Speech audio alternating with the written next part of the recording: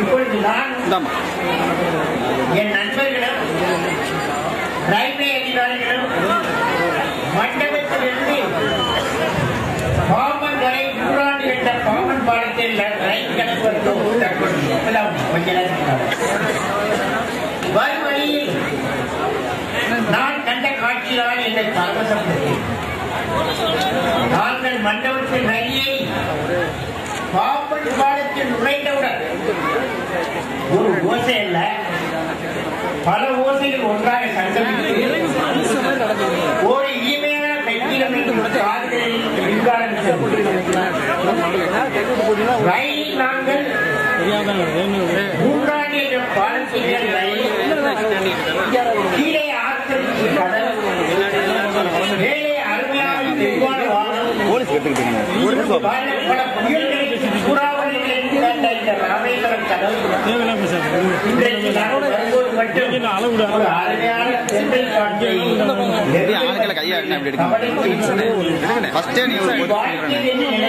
எனக்கும் ஒரு கவிதை அந்த கவிதையின் பெயர் பாம்பன் சூடப்பட்ட பெயர் என்னவென்றால் மனித மனங்களை இணைக்கும் பாம்பன் பாலம். கவிதையின் பெயர் என்ன? மனித மனங்களை இணைக்கும் பாம்பன் பாலம். அதுதான் கவிதையின் பெயர். அந்த கவிதையை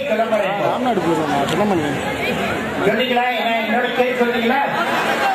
ரெடியா? 100 ஆண்டுகளுக்கு முன் மனிதத்தை இணைக்க வேண்டும் என்றால் நாட்டின் நிலத்தையும்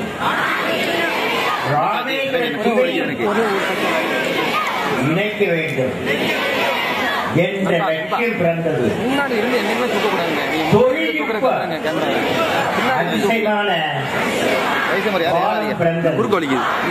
பாம்பன் பாலம் பிறந்தது.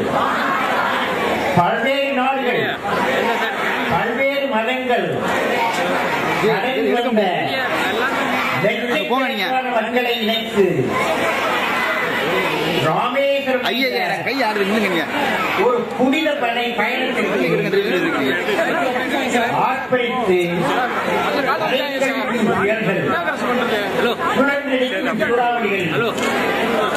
எங்களை தாக்கினாலும் சில நேரம் புயல் தைரியம் என்ற கிடையாது.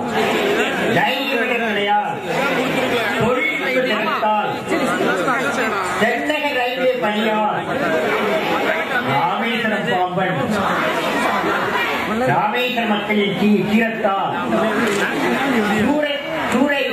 சூறைக்காற்றையும் வெற்றி வருவோம், புயலையும் வெற்றி வருவோம்.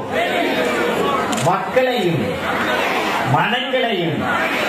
மனங்களையும் மற்றும் மனிதத்தை சேர்ந்து இணைப்போம். 100 ஆண்டு கண்ட பாம்பன் பாலம் கோடிக்கணக்கான மக்களை தொடர்ந்து இணைக்கும் பாலமாக கடல், காற்று, பாலம், ரயில் ஓசை மக்களின் மனங்களை மகிழ்வித்து இணைக்கும் தெய்வீக சங்கீதமாக என்றென்றும் பல்லாண்டு பல கோடி ஆண்டுகள் திகழும் திகழும் திகழும் என்பது சின்னம்.